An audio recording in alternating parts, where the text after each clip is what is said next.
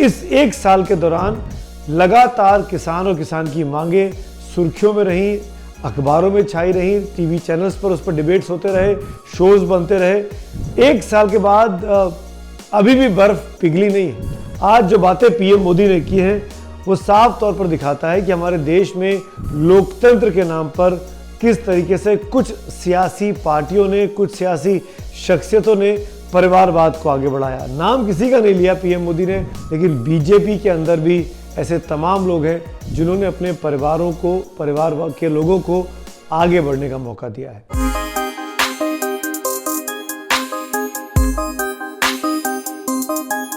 नमस्कार दोस्तों, 26 नवंबर का दिन है, तो आज हम सबको एक साथ मिलकर जय संविधान और जय किसान दोनों बातें बोलनी चाहिए। मुंबई हम पर भी हमला आज ही के दिन हुआ था, तो वो इस दिन की शाम को थोड़ा स्याह ज़रूर करता है। पाकिस्तानी आतंकियों ने नापाक हरकत की थी, लेकिन अभी मैं ख़ास तौर पर आपके लिए इस वीडियो में संविधान और किसान क्यों इस देश की आत्मा है और वो ज़रूरी है, ये समझाने की कोशिश करूंगा। बीते एक साल से देश के बड़े इलाके के किसान इस वक्त जो हैं वो राजधानी दिल्ली के बॉर्डर पर प्रोटेस्ट कर रहे हैं। किसानों के आंदोलन का एक साल आज पूरा हो गया। सर्दी, गर्मी, बरसात ये आंदोलन चलता रहा।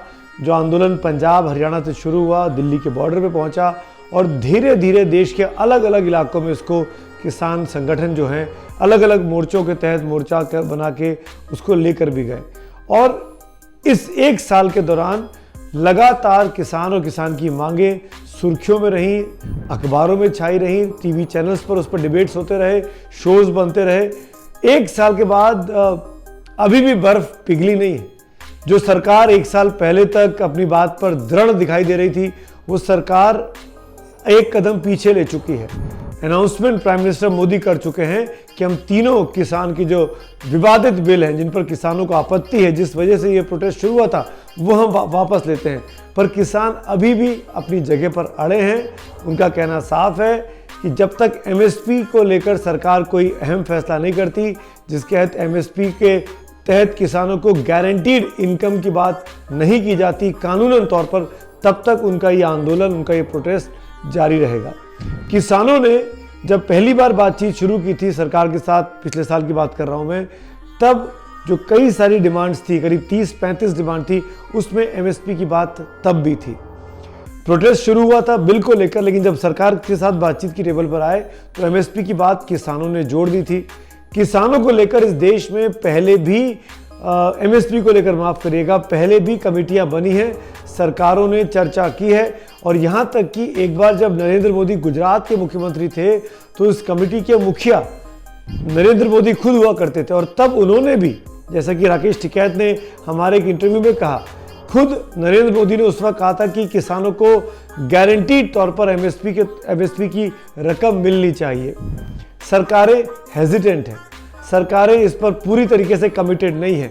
और ये बहुत बड़ी वजह थी कि जब यूपीए अपने वक्त में इसी तरीके का कानून लाने की कोशिश कर रही थी, तो एमएसपी को लेकर कोई एक नीति नहीं बना पाई थी कि क्या इतनी बड़ी रकम किसानों को दे दी जाएगी। और अगर ये किसानों को रकम दे दी जाए जो करीब 10 से 15 लाख करोड़ की है एमएसपी के तहत, तो जो किसानों से अनाज खरीदेंगे, अन्न खरीदेगी सरकार, वो रखेगी कहाँ? क्योंकि इंफ्रास्ट्रक्चर के नाम पर, मूलभूत ढांचों के नाम पर हमारे देश में इन 75 सालों में ना के बराबर कोल्ड स्टोरेज हैं। आप अक्सर तस्वीरें देखते होंगे, अनाज बाहर खुले में रखा सड़ गया, कभी गेहूं सड़ रहा है, कभी चावल सड़ रहा है, कभी दालें सड़ रही हैं। और ये अक्सर होता है, अलग अलग इलाकों से तस्वीरें आती रहती हैं, क्योंकि हम लोगों ने अपनी कोल्ड स्टोरेज की स्कीम्स पर काम नहीं किया इन 70-75 सालों में। इसीलिए किसान को दरिद्रता में जीना पड़ रहा है, गरीबी में जीना पड़ता है। अमेरिका के मुकाबले हिंदुस्तानी किसानों की स्थिति जो है वो बेहद ही आप कह सकते हैं कि बुरी स्थिति में हम लोग हैं। कुछ आंकड़े आपके सामने इस बातचीत के दौरान चलेंगे, अमेरिका का किसान वर्सेस भारत का किसान, आप समझ में आएगा कि इन आंकड़ों को देखकर कि अमेरिका क्यों आगे निकल गया। क्योंकि अमेरिका ने किसानों को आगे लाने को लेकर किसानों से जुड़ी हुई जो तमाम संरचनाएं थी, जो इंफ्रास्ट्रक्चर था, वो तैयार किया, चाहे वो ट्रांसपोर्टेशन का हो, चाहे वो कोल्ड स्टोरेज का हो, चाहे वो किसानों को एम्पावर करके सब्सिडी देकर एम्पावर करने का हो। हमारे यहाँ एक आम किसान की कमाई जो है वो 1 लाख रुपए से भी कम की है, जबकि अमेरिका में करीब 5 से 6 लाख रुपए तक होती है। आप अंदाज़ा लगा सकते हैं कि क्यों ये अंतर है। और बहुत बड़ी वजह हमारी बढ़ती आबादी भी है। उस आबादी की वजह से भी बहुत बड़ा झटका या ड्रॉबैक हमारी अर्थव्यवस्था को लगता है। अमेरिका हमारे से मुकाबले बहुत ही कंट्रोल्ड वहाँ पर पॉपुलेशन है, उसका फ़ायदा अमेरिका को मिलता है। खैर, बात किसान और संविधान की हो रही थी। सरकार की बात करना चाहूँगा। सरकार ने आज संविधान दिवस मनाया। बीते 5-7 सालों से ये संविधान दिवस 26 नवंबर के दिन मनाया जाता है। इतिहास के तौर पर आपको बता दूं, जिनको नहीं पता है, हालांकि बहुत से लोग जानते होंगे कि 26 नवंबर 1949 को संविधान सभा ने हमारे संविधान को मंजूरी दे दी थी। इसीलिए आज की डेट की बहुत इंपॉर्टेंस है।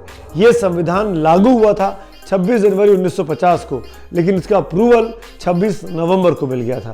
इसीलिए जब प्रधानमंत्री मोदी दिल्ली पहुंचे प्रधानमंत्री बनने के बाद, तो उन्होंने तय किया कि वो 26 नवंबर को उसी हर्षोल्लास के साथ, उसी खुशी के साथ मनाया जाएगा जैसा कि देश 26 जनवरी को मनाता है। हर साल 26 नवंबर पर संसद में एक आयोजन होता है, तमाम राजनीतिक पार्टियां बुलाई जाती हैं, जॉइंट सेशन होता है, दोनों हाउस लोकसभा और राज्यसभा के सभापति वहाँ रहते हैं, वहाँ के सदस्य वहाँ रहते हैं, उनको संबोधित करते हैं राष्ट्रपति, उपराष्ट्रपति और प्रधानमंत्री। इस बार लेकिन विपक्ष ने बॉयकॉट कर दिया। विपक्ष नाराज है और वो साफ समझ में आ रहा है कि क्यों नाराज है। 2 वजह है, एक सियासी और दूसरी उससे बड़ी सियासी। वो सियासी इसलिए कि किसान नाराज है, किसान ने अपना आंदोलन वापस नहीं लिया प्रधानमंत्री के एश्योरेंस के बाद। तो ऐसे में अगर विपक्ष सरकार के बुलाए न्योते पर संसद में बैठ जाएगा तो ये लगेगा कि वो किसानों का साथ नहीं दे रहा है। और विपक्ष के लिए तो किसान आंदोलन आग में घी का काम कर रहा है।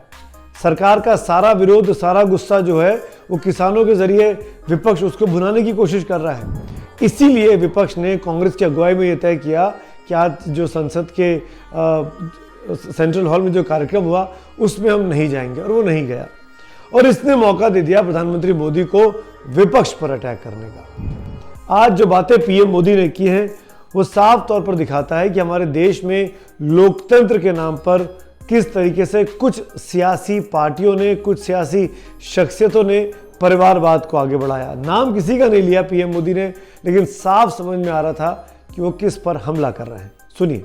हमारी पीढ़ी दर पीढ़ी संविधान बना कैसे, कौन लोग थे इसको बनाते थे, किस परिस्थितियों में बना, क्यों बना, हमें संविधान कहां ले जाता है, कैसे ले जाता है, किसके लिए ले जाता है, इन सारी बातों की हर वर्ष अगर चर्चा होती है तो संविधान जिसको दुनिया ने एक जीवंत इकाई के रूप में माना है, एक सामाजिक दस्तावेज के रूप में माना है, विविधता भरे देश के लिए ये एक बहुत बड़ी ताकत के रूप में पीढ़ी दर पीढ़ी अवसर के रूप में काम आता। लेकिन कुछ लोग इसे चूक गए।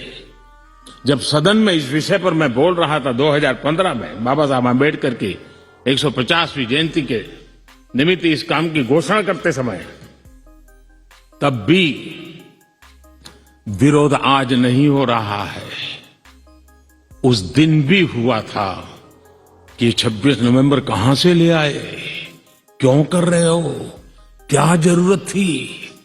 गांधी परिवार पर यह इल्जाम लगता है। आप नेहरू जी देखिए, इंदिरा गांधी, राजीव गांधी, संजय गांधी, फिर सोनिया गांधी और अब राहुल गांधी, प्रियंका गांधी, इस पूरे के पूरे परिवार पर यह इल्ज़ाम लगता है कि ये वंशवाद को आगे बढ़ाता है। अपने ही परिवार के लोगों को पार्टी की सत्ता की चाबी सौंप दी जाती है, जैसे कोई राजा अपने बेटे के लिए करता है, राजकुमार के लिए करता है। इसको बड़ा मुद्दा बनाकर प्रधानमंत्री मोदी ने कांग्रेस को आईना दिखाया। सिर्फ कांग्रेस को उन्होंने क्योंकि नाम नहीं लिया तो ये बात फिट बैठ जाती है वंशवाद की, परिवारवाद की समाजवादी पार्टी पर, जिसमें आप देखिए मुलायम सिंह यादव का पूरा परिवार जो है, अखिलेश यादव हो, उनकी बहू हो, उनके भाई हो, रामगोपाल के अपने बेटे हो, शिवपाल के बेटे हो, सब किसी न किसी तरीके से पार्टी के पदाधिकारी हैं। कुछ सांसद हैं, कोई विधायक है, तो कोई पार्टी के संगठन में काम संभाल रहा है। लालू यादव का परिवार देख लीजिए, बिहार जाएंगे तो वहाँ तेजस्वी यादव, तेज प्रताप यादव, उनकी पत्नी राबड़ी देवी, मीसा भारती, सबके पास कोई ना कोई सांसद के तौर पर या विधायक के तौर पर तमाम लेजिस्लेचर में लोग मौजूद हैं। इसीलिए आप साउथ पे जाएंगे तो वहाँ पर डीएमके का परिवार है, करुणानिधि, स्टालिन के उनकी बहन कनिमोई। अब महाराष्ट्र में जाएंगे तो ठाकरे फैमिली, हालांकि इलेक्टोरल पॉलिटिक्स में पहली बार आई है, लेकिन वहाँ भी इसी तरह की शक्ल दिखाई देती है। एनसीपी को देखिए, उनके यहाँ परिवार है, शरद पवार, अजीत पवार, सुप्रिया सूले परिवार के लोग हैं। अब उनकी थर्ड जनरेशन भी पॉलिटिक्स में आने की तैयारी कर रही है। कश्मीर में देखिए फारूक अब्दुल्ला, उमर अब्दुल्ला। तो ये जो परिवारवाद है, इसको पीएम ने अटैक किया। लेकिन इस परिवारवाद के साथ अगर आप लोकतंत्र को मजबूत करने की बात करते हैं और लोकतंत्र के सम्मान समारोह का बॉयकॉट करते हैं, तो विपक्ष से तो सवाल जरूर उठेंगे कि आपने लोकतंत्र को बनाए रखने के लिए क्या किया। क्या आपने कम से कम अपनी पार्टी के भीतर ही जो जेन्युइन लोग थे, जो अपने आप में कैलिबर जिनके अंदर था, पोटेंशियल जिनके अंदर था, क्या उन टैलेंट को आपने जिम्मेदारियां दी, अहम और बड़े पद दिए जहां पर वो अथॉरिटी के साथ चीजें चला सके? नहीं हुआ ऐसा। इसीलिए बीजेपी को मौका मिलता है अटैक करने का, और बीजेपी को जब जब मौका मिलेगा वो तब अटैक करेगी, क्योंकि बीजेपी और संघ परिवार के लिए ये बहुत बड़ा मामला है। इससे वंशवाद को वो अटैक कर पाते हैं, परिवारवाद को अटैक कर पाते हैं, इसी के साथ वो अटैक कर पाते हैं भ्रष्टाचार को। क्योंकि जब आप एक ही परिवार में रहेंगे और एक ही परिवार में सत्ता की चाबी जानी है, कोई आपको चैलेंज करने वाला नहीं है, तो जाहिर तौर पर भ्रष्टाचार करने का बहाना आपको मिल जाता है। और हम जानते हैं लालू यादव तो भ्रष्ट साबित हो चुके हैं कोर्ट में, उन पे सजा सुनाई गई है, और इसीलिए पीएम ने आज बगैर नाम लिए लालू यादव पर भी हमला बोला। सुनिएगा इस बात को। भ्रष्टाचार को नजरअंदाज करके सिद्ध हुई हकीकतों के बावजूद भी जब राजनीतिक लाभ के लिए सारी मर्यादाओं को तोड़कर, लोक लाज को तोड़ करके उनके साथ बैठना उठना शुरू हो जाता है, तो देश के नौजवान के मन में लगता है कि अगर इस प्रकार से राजनीति के क्षेत्र में नेतृत्व करने वाले लोग भ्रष्टाचार में डूबे हुए लोगों की प्राण प्रतिष्ठा कर रहे हैं, मतलब उनको भी वो रास्ता मिल जाता है कि भ्रष्टाचार के रास्ते पर चलना बुरा नहीं है। 2-4 साल के बाद लोग स्वीकार कर लेते हैं। बात खत्म नहीं हुई है। यहां पर यह जानना भी जरूरी है कि भारतीय जनता पार्टी, पीएम भले ही अटैक करे विपक्ष को, लेकिन बीजेपी के अंदर भी ऐसे तमाम लोग हैं जिन्होंने अपने परिवार के लोगों को आगे बढ़ने का मौका दिया है। राजनाथ सिंह के बेटे पंकज सिंह नोएडा से विधायक हैं, राजनाथ सिंह मंत्री हैं। हिमाचल प्रदेश के मुख्यमंत्री धूमल साहब तो उनके बेटे अनुराग ठाकुर हैं। अमित शाह के बेटे जय शाह हैं, जो कि अभी राजनीति में तो नहीं है, लेकिन बीसीसीआई के सेक्रेटरी हैं। और भी एग्जाम्पल्स हैं इस तरीके के, जो बीजेपी के ऊपर भी सवाल खड़े करता है कि आप अपने नेताओं को क्यों नहीं देखते। बीजेपी के सहयोगी है बादल परिवार, हालांकि आप विरोध में है। ठाकरे परिवार, बीजेपी इनके साथ बैठती रही, उठती रही, इनको तो आपने कभी नहीं कहा, लोकतंत्र की दुहाई नहीं दी। तो जब परिवारवाद पर, वंशवाद पर अटैक होता है, तो बीजेपी के नेता जो लोग हैं, जो अपने परिवार के लोगों को आगे बढ़ाना चाहते हैं, उन पर अटैक होता है। कल्याण सिंह का नाम आप इसमें ले सकते हैं। स्वर्गीय कल्याण सिंह के बेटे राजवीर जो हैं, राजवीर के तो बेटे भी अब संसदीय राजनीति में आ चुके हैं। ये कई जगह हो रहा है, पर क्योंकि नरेंद्र मोदी का कोई पुत्र नहीं है, उन्होंने अपने परिवार से एक तरीके से अलग दूरी बना के रखी हुई है। योगी आदित्यनाथ तो सन्यासी हैं, उनका अपना कोई परिवार नहीं है, इसलिए ये लोग अपने आप को अलग कर लेते हैं और अपने विरोधियों पर हमला करते हैं। और ये मौका मिल जाता है विरोधियों को ये दिखाने का कि हम लोग ज़्यादा ईमानदार हैं, क्योंकि हम परिवार को आगे नहीं बढ़ा रहे, इसीलिए हम भ्रष्ट भी नहीं हैं। और जब जब संविधान की बात होगी, जब संविधान में शुचिता की बात होगी, साफ सुथरेपन की बात होगी, तो जाहिर तौर पर बीजेपी और संघ परिवार से जो निकले हुए अनुवांशिक संगठन है, वो कहीं ना कहीं बाकी राजनीतिक पार्टियों से अलग हो जाते हैं, क्योंकि उनके अंदर ये वंशवाद की बातें कम दिखाई देती है, वंशवाद के उदाहरण कम दिखाई देते हैं। बाकियों में ऐसा नहीं है। और यही बात है कि बीजेपी के अंदर बंगारू लक्ष्मण भी अध्यक्ष बन सकते हैं, जना कृष्ण मूर्ति अध्यक्ष बन सकते हैं, कुशाभाऊ ठाकरे अध्यक्ष बन सकते हैं, लाल कृष्ण आडवाणी बन सकते हैं, अटल बिहारी वाजपेयी बन सकते हैं पार्टी के अध्यक्ष, राजनाथ सिंह बन सकते हैं। ऐसे तमाम लोग जिनका आपस में पारिवारिक तौर पर कोई संबंध नहीं रहा है, जो किसी के रिश्तेदार नहीं रहे, जो संघ से निकल कर आए, प्रचारक की भूमिका में रहे, फिर पार्टी में भीतर आए, राजनीतिक तौर पर उन्होंने करियर शुरू किया और उनको ये जिम्मेदारियां मिली। और ये सब के सब बहुत ही हम्बल, बहुत ही साधारण परिवार के निकले हुए लोग थे।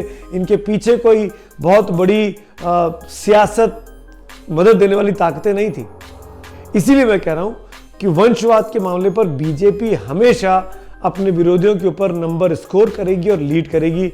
और इसीलिए जब आप बॉयकॉट करते हैं, विरोधी पार्टियां लोकतंत्र के महोत्सव में जब संविधान दिवस मना रहा है, तो आप खुद फंस जाते हैं। सवाल आप पे खड़े होते हैं कि आप लोकतंत्र के लिए क्या कर रहे हैं, आपने अपने पार्टी के भीतर क्या कर दिया। राहुल गांधी ने इस्तीफा दिया अध्यक्ष पद से, तो आप कहाँ चले गए? सोनिया गांधी के पास। अब आप दोबारा हो रहा है कि फिर से राहुल गांधी को वहां ले आए। तो सवाल तो उठेंगे भाई।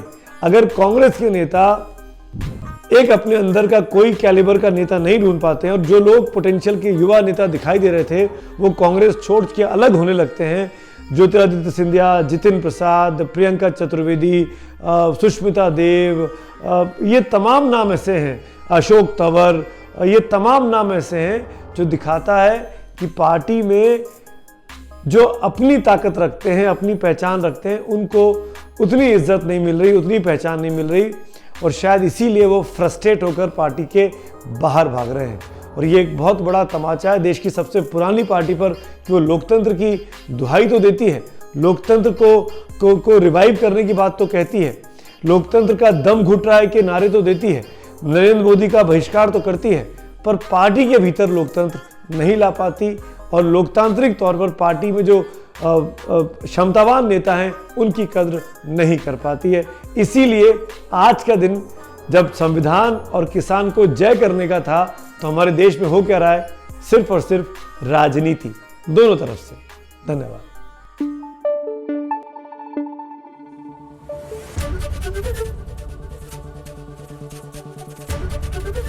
एबीपी न्यूज आपको रखे आगे।